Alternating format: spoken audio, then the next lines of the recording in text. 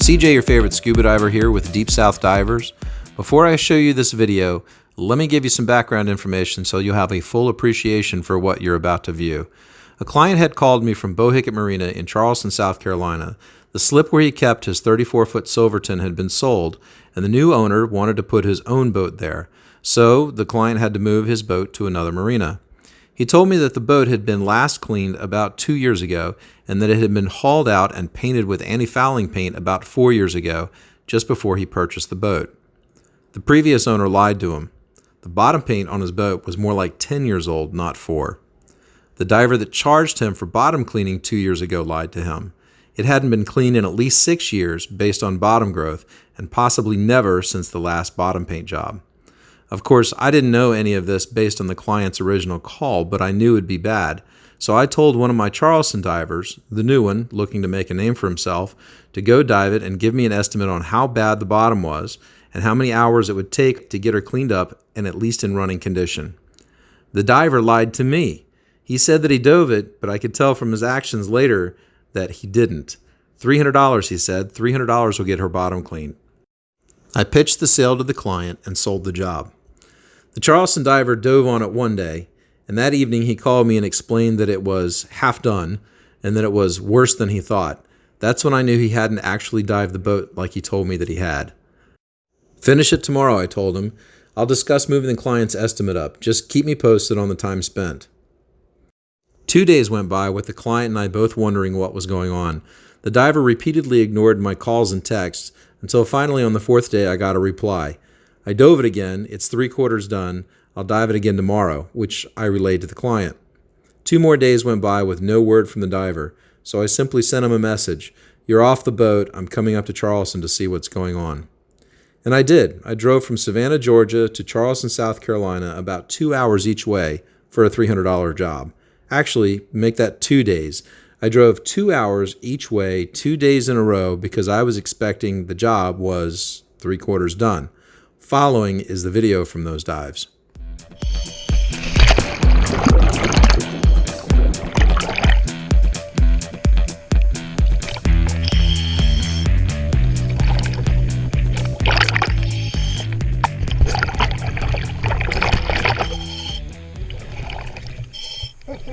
Big old oysters, man.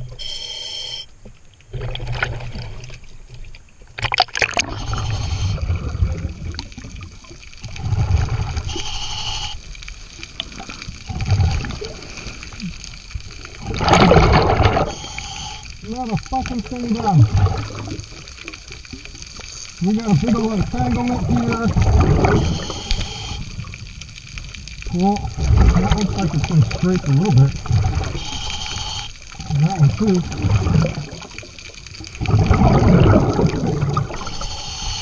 Three-quarters done my ass.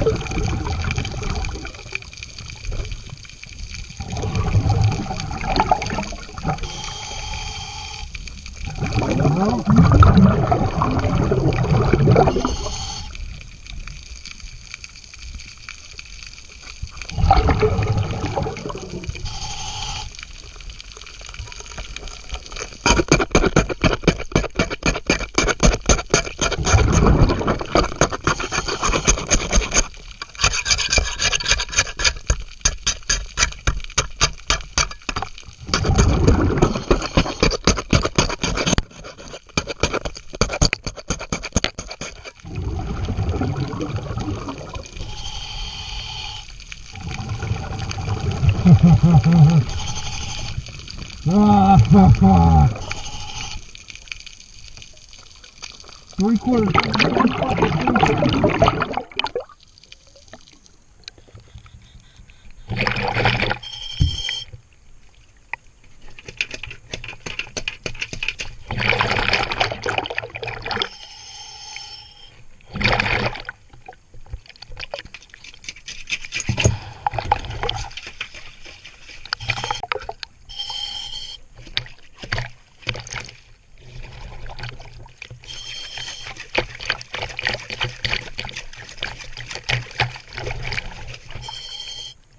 What you're looking at here is no less than 6 full generations, each generation representing a complete oyster season or year of growth. There may be more like 8 or 10 generations there, which is the only way you get oysters growing on top of oysters, better known as a cluster. I can count at least 6 layers and possibly as many as 10. The boat hasn't been cleaned or painted in at least that many years, which is how I know that both the previous owner and the diver lied to the client.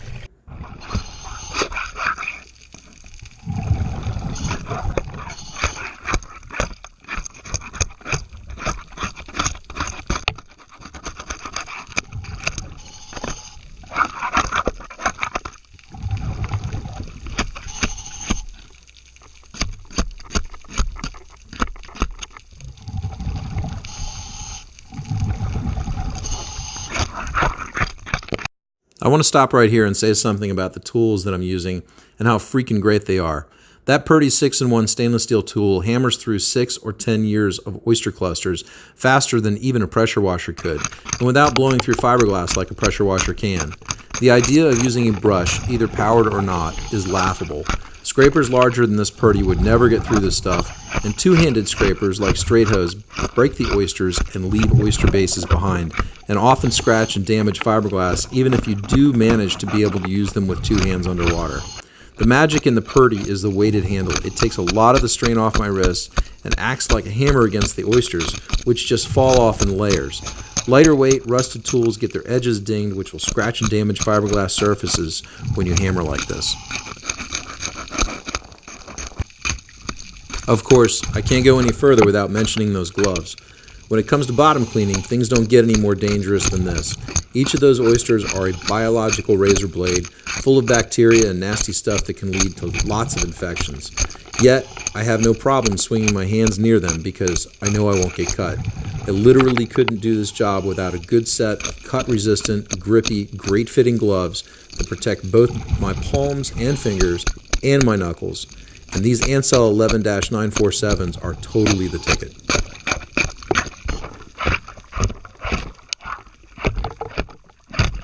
Watch how the stuff falls off the bottom of the boat. I'm basically swimming in a pool of razor blades and bacterial infection. Within the oysters, there's also jellyfish larvae, fire coral, and more stinging infectious stuff. I have permanent scars on my face and lips from when I used to do this job in a regular scuba mask and second stage regulator. I can't say enough how using a Spectrum full face mask has changed everything for me. No more cuts, no more infections, no more stings, and no more swollen lips. It's the greatest thing ever to be properly protected behind a glass faceplate that doesn't get scratched and beat up every time an oyster falls down on me.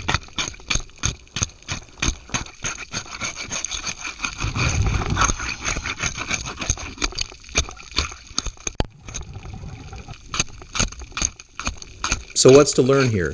Well, people lie. People selling boats lie. Divers lie. Other divers lie too. Choose who you trust very carefully. And choose your equipment very carefully. Use the right tools and make your job easier. Protect your hands and face. And get the job done. But most of all, just tell the truth. Just level with the client. Tell it like it is and just make it happen. In the end, the client was thrilled to pay almost $1,300 for this job to really be done over the course of 2 days, including having 8 missing zincs installed on the boat. His plan is to take her directly to haul out, replace the trim tabs, which look like Swiss cheese from galvanic corrosion, and measure the damage to the props so he can figure out if he needs to replace them too. He wouldn't be taking on those expenses had a diver been cleaning the boat regularly and replacing zincs when necessary.